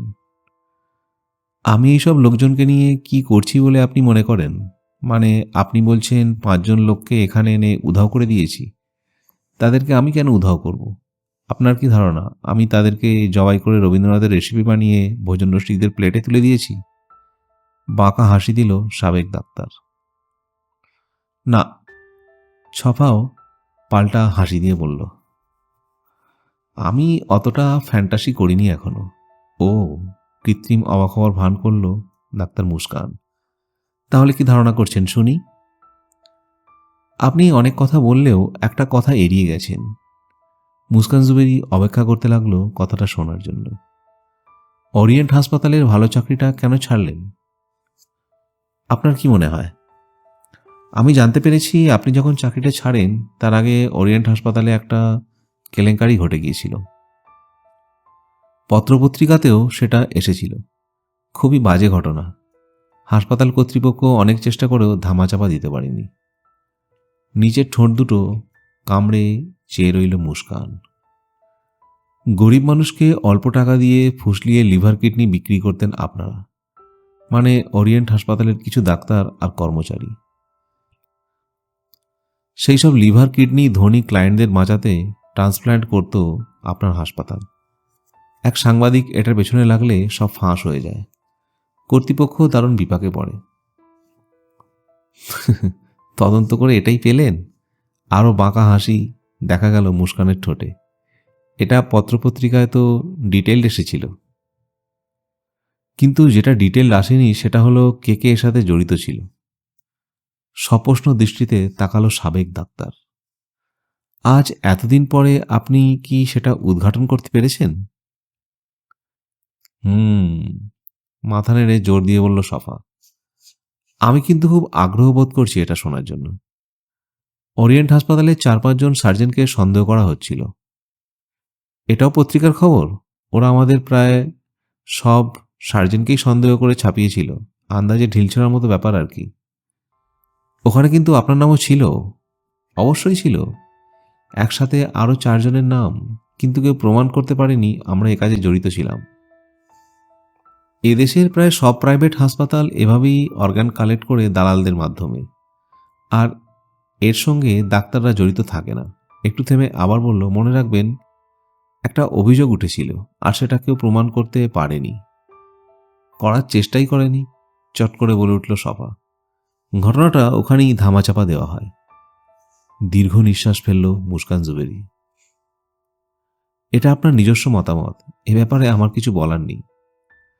কথাটা গায়ে না মেখেই বলল সফা। ওই ঘটনার পরই আপনি হুট করে একদিন চাকরি ছেড়ে দেন। সম্ভবত হাসপাতাল কর্তৃপক্ষ আপনাকে সেফ এক্সিট করে দেওয়ার জন্য চাকরি ছাড়ার প্রস্তাব দিয়েছিল, কারণ ওখানকার সবচাইতে প্রভাবশীল ডাক্তার আসকার সাঈদের সাথে আপনার বেশ ভালো সম্পর্ক। এটা কোনো গোপন ব্যাপার নয়, আমরা অসম্ভব ভালো বন্ধু। সফা গালে হাত বুলোতে লাগলো। তবে চাকরি ছাড়ার সাথে ওনার কিংবা এই ঘটনার কোনো সম্পর্ক নেই। ওটা ছিল একেবারেই আমার নিজস্ব সিদ্ধান্ত। তাছাড়া আপনি হয়তো জানেন না, অর্গান ডোনেটের কেলেঙ্কারির কয়েক মাস পর আমি চাকরি ছাড়ি। ততদিনে ওই ঘটনার কথা সবাই ভুলে গিয়েছিল। আচ্ছা, তাহলে কি আমি জানতে পারি চাকরিটা কেন ছেড়েছিলেন? আমি আগ্রহ হারিয়ে ফেলেছিলাম। ডাক্তারি করতে আমার ভালো লাগছিল না। নিত্য নতুন রান্না করা, রেসিপি বানানো, ভিন্ন ভিন্ন কুইজিন নিয়ে এক্সপেরিমেন্ট করা, এইসব নিয়ে ব্যস্ত হয়ে পড়েছিলাম। অবশ্য এর জন্যে রাশেদ অনেকাংশে দায়ী। তাকে প্রতিদিন মজার মজার সব রেসিপি খাইয়ে মুগ্ধ করে দিতাম। আমার হাতে রান্না খেয়ে একজন মানুষ এমনভাবে তৃপ্ত হচ্ছে দেখে খুব ভালো লাগতো। প্রচণ্ড উৎসাহিত হয়ে পড়েছিলাম। টাকা পয়সা তেমন অভাব ছিল না, সুতরাং চাকরিটা বোঝা মনে হতে লাগলো, তাই ছেড়ে দিলাম। সফা নির্বাক হয়ে চেয়ে রইল মুস্কানের দিকে। আপনি আমাকে ঠিক কি নিয়ে সন্দেহ করছেন, স্পষ্ট করে বলবেন কি? মিসেস জুবেরির প্রশ্নে কয়েক মুহূর্ত চুপ করে থাকল সে। কিছু মানুষের নিখোঁজ হয়ে যাওয়া, হাসপাতালের অর্গান কেলেঙ্কারি, আমার চাকরি ছেড়ে দেয়া, এসব এক সূত্রে গেঁথে আপনি আসলে কি প্রমাণ করতে চাইছেন? সফা গভীর করে দম নিল। আমি নিশ্চিত আপনি ওই নিখোঁজ মানুষগুলোর মূল্যবান অঙ্গপ্রত্যঙ্গ পাচারের সাথে জড়িত। মাথা তুলিয়ে হাসতে লাগলো মুস্কান, যেন হাস্যকর কোনো জোক শুনেছে সে। আমি অর্গান পাচার করি? হ্যাঁ, বেশ জোর দিয়ে বলল সফা। তারপর ওই মানুষগুলোকে মেরে গুম করে ফেলি, তাই না? সফা কোনো জবাব দিল না। এ কাজে নিশ্চয়ই কবর খোঁড়ার ছেলেটা ফালুও জড়িত, কি বলেন? ভুরু কুচকে চেয়ে রইল নূরে সফা। তার সামনে যে মহিলা বসে আছে, তার কথা আর তার ভাবভঙ্গি দেখে কিছু বুঝে উঠতে পারছে না। সবটা কেমন জানি প্রহেলিকাময় বলে মনে হচ্ছে। আমার চাকরি ছাড়ার সত্যি কারণটা জানতে চান? সফা নিশ্চুপ রইল। লিভার কিডনির কেলেঙ্কারির আগেই ডাক্তার পেশার প্রতি আমার মন উঠে গিয়েছিল। একটা কারণ তো আগেই বলেছি, আর একটা কারণ হলো এদেশের মানুষ ডাক্তারদের সম্মান করে না। কোনো রোগী মারা গেলেই তারা ডাক্তারকে দোষী মনে করে। তাদের ধারণা ডাক্তারদের অবহেলাতেই রোগীর মৃত্যু একমাত্র কারণ। ডাক্তার যেন মর্তের ঈশ্বর, সে চাইলেই যে কোনো রোগীকে বাঁচাতে পারে। একটু থামল মুস্কান। শুধু অভিযোগ, গালাগালি আর অসম্মান করলে হয়তো সহ্য করে এই পেশায় থাকতাম, কিন্তু তা তো হয় না।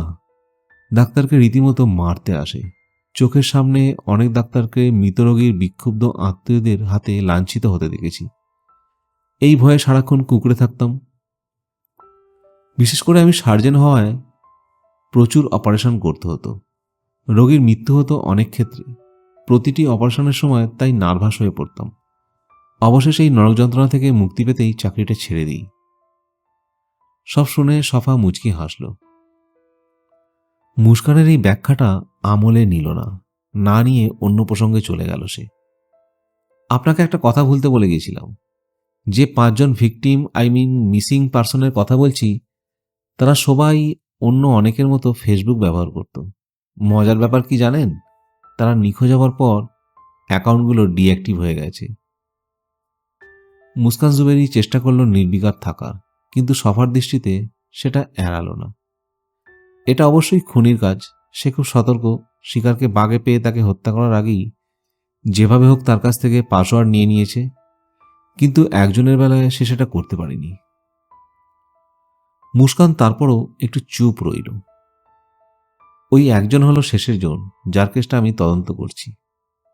এরই মধ্যে পুলিশের একটা নতুন ডিপার্টমেন্ট হয়েছে, টেলিকমিউনিকেশনস মনিটরিং সেল। ওরা খুবই আধুনিক টেকনোলজি ব্যবহার করে। আমি ওদের সাহায্য নিয়েছিলাম। অবশেষে ওরা হাসিবের অ্যাকাউন্ট আর পাসওয়ার্ড ক্র্যাক করতে পেরেছে। অ্যাকাউন্টটা চেক করে দেখা গেছে ওখানে চারুলতা নামের একটি আইডির সাথে হাসিবের নিয়মিত যোগাযোগ ছিল। মুস্কান বাঁকা হাসি দেওয়ার চেষ্টা করলেও সেটা কেমন মলিন দেখালো। চারুলতা আইডিটির লোকেশন ট্র্যাকডাউন করা হয়েছে। ওটা এখানকার, এই সুন্দরপুরের। সুন্দরপুর হয়তো একটি মফস্বল শহর, কিন্তু বর্তমানে এখানে অনেকেই ইন্টারনেট ব্যবহার করে। তা করে, তবে তাদের মধ্যে রবীন্দ্রনাথের ভক্ত কজন আছে যে তার রেস্টুরেন্টের নাম রাখবে ওনার নামে, ফেসবুক অ্যাকাউন্টের নাম দেবে ওনার শিষ্ট চরিত্রের নামে? মাথা দুলিয়ে আবার বলল সে, সম্ভবত খুব কম। তাদের মধ্যে নারী আছে কজন? সফার দিকে তাকিয়ে হাসল মিসেস জুবেরি। তাহলে এখন আমাকে গ্রেপ্তার করছেন না কেন? আপনি খুবই নিশ্চিত? শক্ত প্রমাণও আছে আপনার কাছে? তবে একটু অপেক্ষা করতে হচ্ছে। আশা করছি খুব শীঘ্রই আমার সিনিয়র কলিগ মিস্টার খান আপনার ওই বন্ধু ডাক্তার আসকারের কাছ থেকে বেশ কিছু গুরুত্বপূর্ণ তথ্য বের করে জানাতে পারবে। মুস্কান চুপ করে থেকে নিজের ঘরের চারপাশটা দেখে নিল একবার। আপনি কি আমার সম্পর্কে সত্যিটা জানতে চান?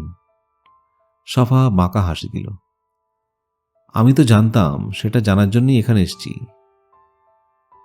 মাথা নেড়ে সায় দিল মুস্কান। আপনি যখন আমার সব সত্যি জানতে পারবেন, তখন বুঝতে পারবেন কতটা ভুল ধারণা করেছিলেন আমার সম্পর্কে। আপনার সবগুলো অনুমানই মিথ্যা প্রমাণিত হবে। আপনার তখন মনে হবে আমার পেছনে লেগে খামোখাই সময় নষ্ট করেছেন। তদন্তকারী হিসেবে জীবনের সবচেয়ে বড় ভুলটি করে ফেলেছেন। ভুরু তুলল সফা। বেশ, আমি অধীর আগ্রহে অপেক্ষা করছি সবটা শোনার জন্য। আপনি অনেক কিছু জানলেও আমার জীবনের সবচেয়ে বড় ট্র্যাজেডিটার কথা জানেন না। ওরকম কঠিন পরিস্থিতিতে খুব কম মানুষই পড়েছে, আর তার চেয়েও অনেক কম মানুষ টিকে থাকে, বেঁচে আসতে পেরেছে সভ্য দুনিয়ায়। আমিও অলৌকিকভাবে বেঁচে গিয়েছিলাম, কিন্তু ঘটনাটি আমাকে সারা জীবনের জন্য বদলে দিয়েছে। ঘটনাটা কি? কৌতূহলী হয়ে উঠল সফা।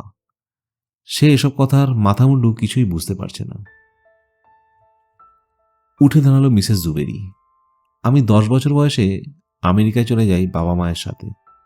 সরি, বইয়ের শেলফের কাছে গিয়ে থামল সে।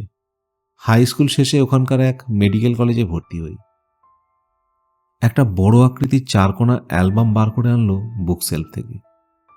ফাইনাল ইয়ারে সামার ভ্যাকেশনে আমার বন্ধুরা মিলে বেড়াতে যাবার প্ল্যান করি। অ্যালবামটা নিয়ে এসে আগের জায়গায় বসল। আমাদের গন্তব্য ছিল Latin America, Machu Picchu, Inca সভ্যতা, মেক্সিকান পিরামিড, এসব দেখব। অ্যালবামটা সফার দিকে বাড়িয়ে দিল এবার। এটা দেখুন। ওই ভয়ঙ্কর কাহিনীটা বলতে ভালো লাগে না। দুঃসহ স্মৃতি রোমন্থন করা আনন্দের কোনো বিষয় নয়। সফা অ্যালবামটা হাতে নিয়ে কয়েক মুহূর্ত চেয়ে রইল মুস্কান জুবেরির দিকে। আপনি এটা দেখলেই সব বুঝতে পারবেন। মাথা নেড়ে সায় দিয়ে অ্যালবামটা খুলল সে। দেখেই বোঝা যাচ্ছে বেশ পুরনো। প্রথম পৃষ্ঠায় ইংরেজিতে বোল্ড ফন্টে লেখা অ্যালাইভ। দ্বিতীয় পৃষ্ঠা ফাঁকা।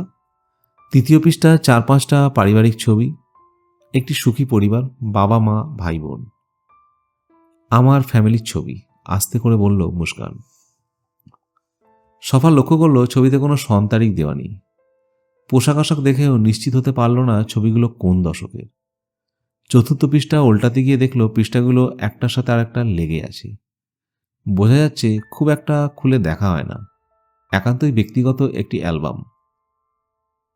নিশ্চয়ই বাইরের খুব কম মানুষই এটা দেখেছে, হয়তো অনেকদিন কেউ ধরেও দেখেনি। চতুর্থ পৃষ্ঠায় যেতে যেতে সফাকে রীতিমতো আঙুলে থুতু মাখিয়ে উল্টাতে হলো। এই পৃষ্ঠায় আছে আরও 6-7টি ছবি, সবগুলোই স্কুলের। কিশোরী মুস্কান আর তার সাদা কালো বাদামি বন্ধুরা। তাদের অঙ্গভঙ্গি খুব মজার। কেউ ভেংচি কাটছে, কেউ চোখ টেরা করে আছে, কেউ বা মুখ ঢেকে রেখেছে। আমি স্কুল ভীষণ পছন্দ করতাম। বলতে গেলে স্কুলে যাওয়ার জন্য মুখিয়ে থাকতাম প্রতিদিন। চকিতে মুস্কান জুবেরির দিকে তাকালো সফা। পঞ্চম পৃষ্ঠায় চোখ বুলালো সে। সম্ভবত কলেজের ছবি। স্কুলের মতোই কলেজও খুব ভালোবাসতাম। কলেজেই আমার সব বেস্ট ফ্রেন্ডদের সাথে পরিচয় হয়। ষষ্ঠ পৃষ্ঠায় যেতে আবার বেগ পেল। পরের পাতার সঙ্গে লেগে আছে। ষষ্ঠ আর সপ্তম পৃষ্ঠায় মেডিকেল কলেজের প্রচুর ছবিতে ভর্তি। কোনোটাতে মুস্কানের গায়ে অ্যাপ্রন, কোনোটাতে সাধারণ টি শার্ট আর জিন্স প্যান্ট। সফা মনে মনে মুস্কান জুয়েরির সৌন্দর্যের প্রশংসা না করে পারল না।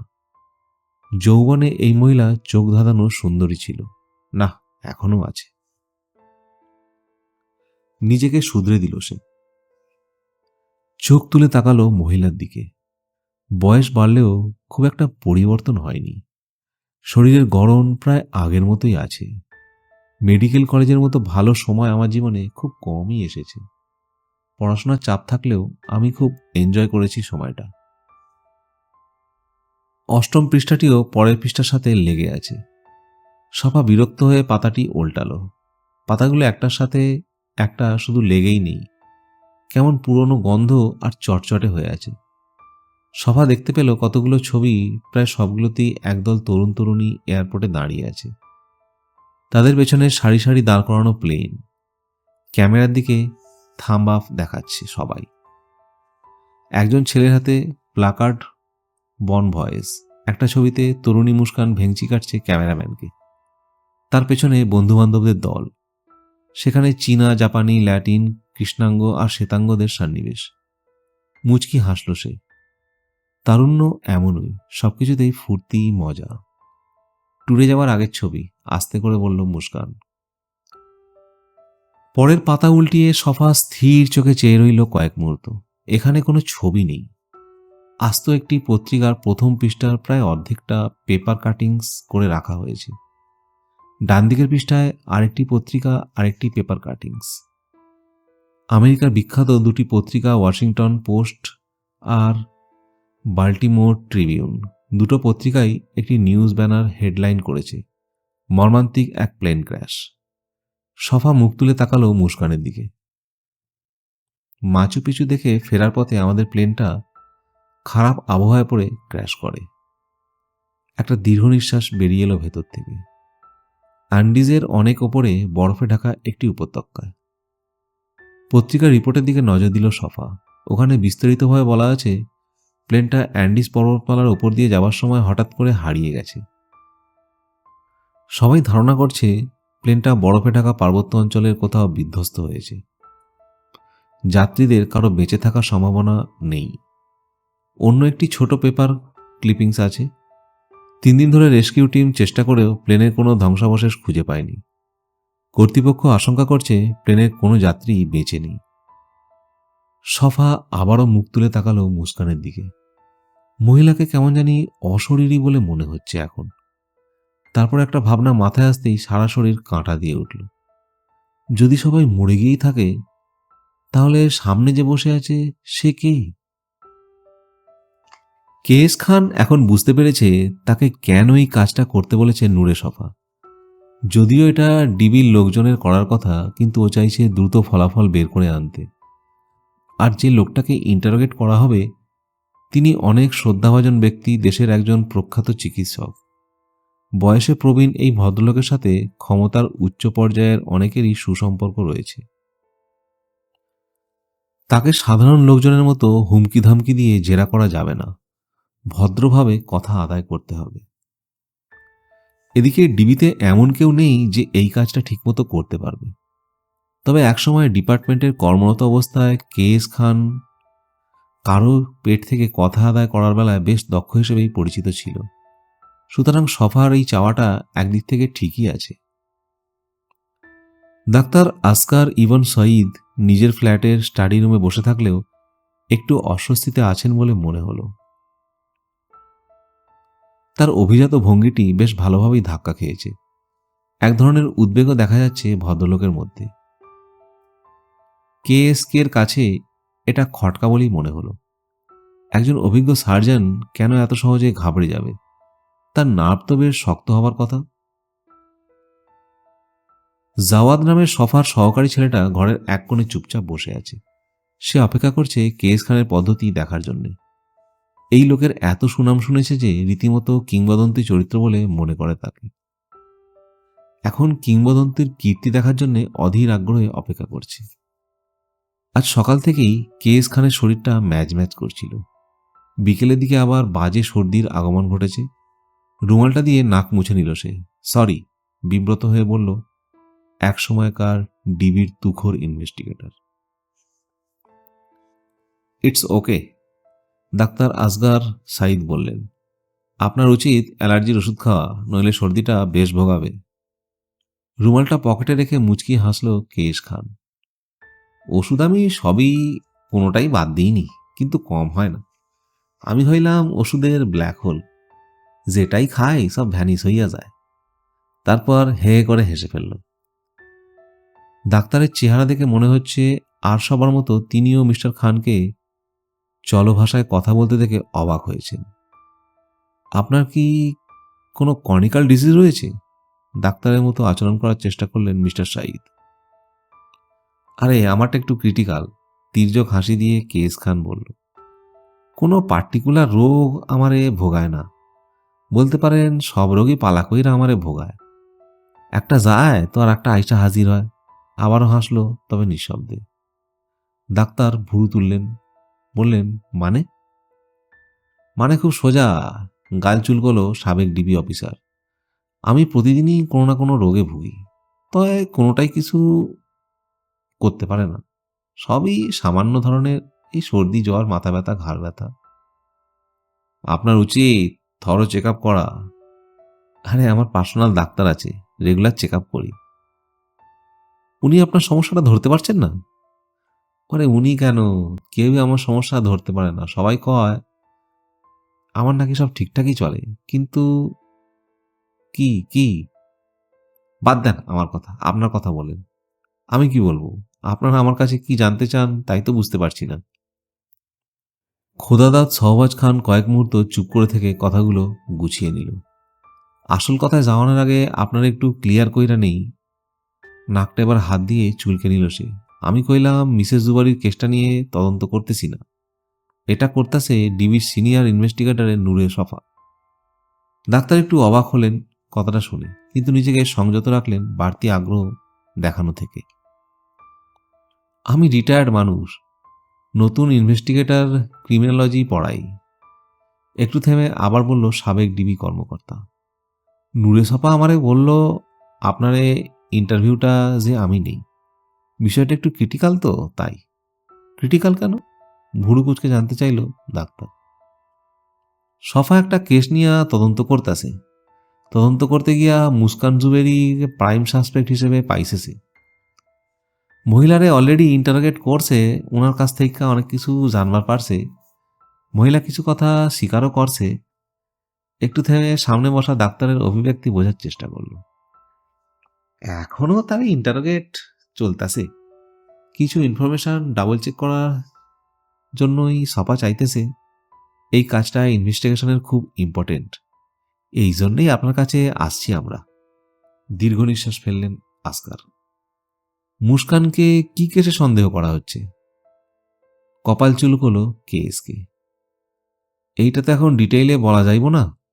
সংক্ষেপে মুস্কানের বিরুদ্ধে অভিযোগটা বলি আপনারে, তাইলে হয়তো সিচুয়েশন গ্র্যাভিটিটা ধরবার পারবেন। ডাক্তারকে দৃষ্টির তীর বিদ্ধ করে রেখেছে সে। 5 জন মানুষ হত্যার অভিযোগ আছে ওই ভদ্রমহিলার বিরুদ্ধে। লোকগুলারে নিয়ে সে কি করছে সেইটা শুনলে আপনার পিলে চমকাইয়া যাইব। ডাক্তার আসকার একটু চমকে উঠলেন। মানে? সেইটা আপনারে পরে বলবো, তার আগে আপনারে বোঝা উচিত আমাদের কাছে মিথ্যা বললে কি হতে পারে। নূরে সফা একটু ঘাড়তেরা মানুষ। এই 5 জন মানুষের হত্যা মামলায় আপনারেও জড়াইয়া ফেলব। সে অভিযোগ আনবো আপনি ইচ্ছা কইরা সত্য লুকাইছেন। এমনও হইতে পারে সে দাবি কইরা বসলো আপনিও ওই মুস্কানের সাথে জড়িত। ডাক্তার ভয় না পাবার চেষ্টা করলেন। মুস্কানের শেষ ভিকটিমটা আবার প্রধানমন্ত্রীর অফিসের এক ক্ষমতাবান লোকের আপন ভাগনা। মানে হইতাছে সে তার সর্বোচ্চ ক্ষমতার অ্যাপ্লাই করব। এবার ঢোক গিললেন ডাক্তার। স্পষ্টতই বোঝা যাচ্ছে তিনি ভরকে গেছেন কথাটা শুনে। আদালতে আপনার এগেনস্টে অভিযোগ প্রমাণ হইব কি হইব না তা তো জানি না, তবে আপনার রেপুটেশন যে নষ্ট হইব তা বুঝবার পারছি। মাথা দোলালেন আসগার সাঈদ।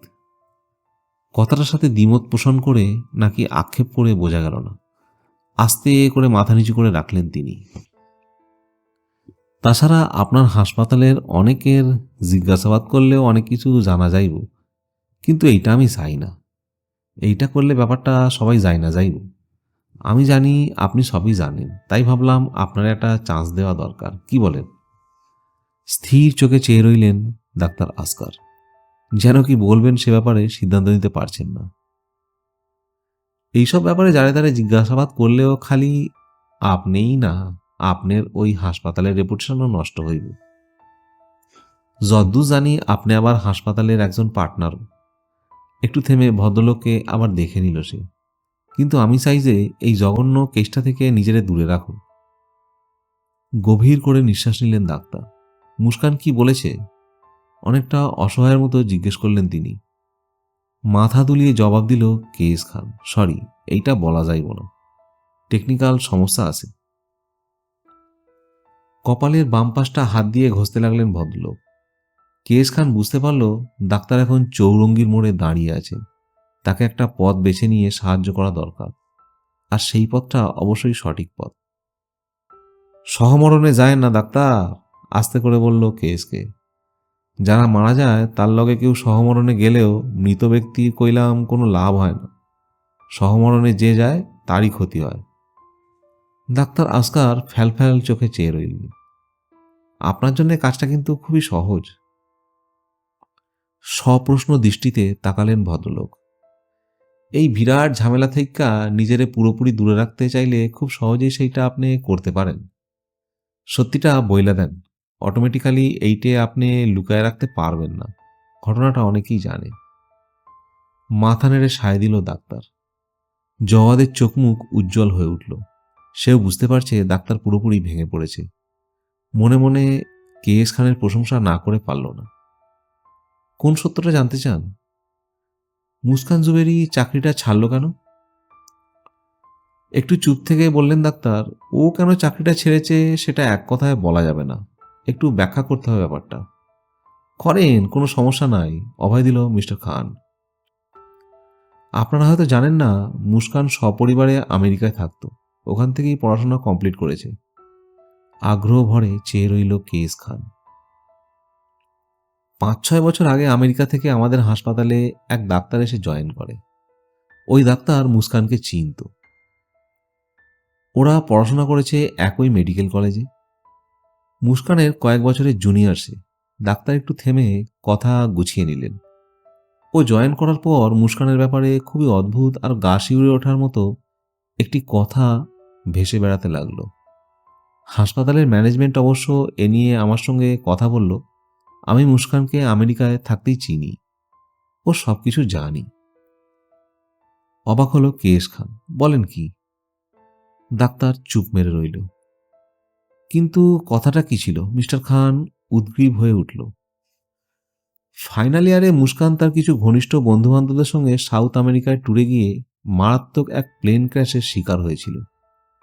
ওদের প্লেনটা ক্র্যাশ করে আন্দিজের দুর্গম এক পাহাড়ি অঞ্চলে। আন্দিজে? ঘটনাটা পত্রপত্রিকাতেও ফলাও করে প্রচার হয়েছে। ইনফ্যাক্ট ঘটনাটা নিয়ে অনেক প্রবন্ধ, বই, এমনকি সিনেমাও তৈরি হয়েছে। একটু থেমে আবার বললেন ভদ্রলোক, কিন্তু ও যেভাবে বেঁচেছে সেটা শুনলে যে কারোর গায়ে কাঁটা দিয়ে উঠবে। কি সেইটে? একটু থেমে গুছিয়ে নিলেন ডাক্তার। শুধু ও নয়, ওই প্লেনের 100-রও বেশি যাত্রীর মধ্যে মাত্র 18 জন বেঁচে গিয়েছিল। অবশেষে কয়েক মাস পর তাদেরকে উদ্ধার করা হয়। পুরো ব্যাপারটাকে আন্দিজের মিরাকাল বলেই জানে সবাই। বিস্ময়কর একটি ঘটনা। ওরকম জায়গায় ওদের বেঁচে থাকার কথা নয়। তাইলে ওরা এতদিন বাঁচল কেমনে? কেশ খানের প্রশ্নে গম্ভীর হয়ে গেলেন ডাক্তার আসগার সাঈদ। মানুষ খেয়ে। আশা করি আজকের গল্প খুব ভালো লেগেছে। গল্প ভালো লাগলে লাইক, শেয়ার, সাবস্ক্রাইব করতে ভুলবেন না। আর যদি আরও গল্প শুনতে চান তাহলে চ্যানেলের প্লেলিস্ট ভিজিট করতে পারেন। এরকম অনেক গল্প সেখানে পাবেন।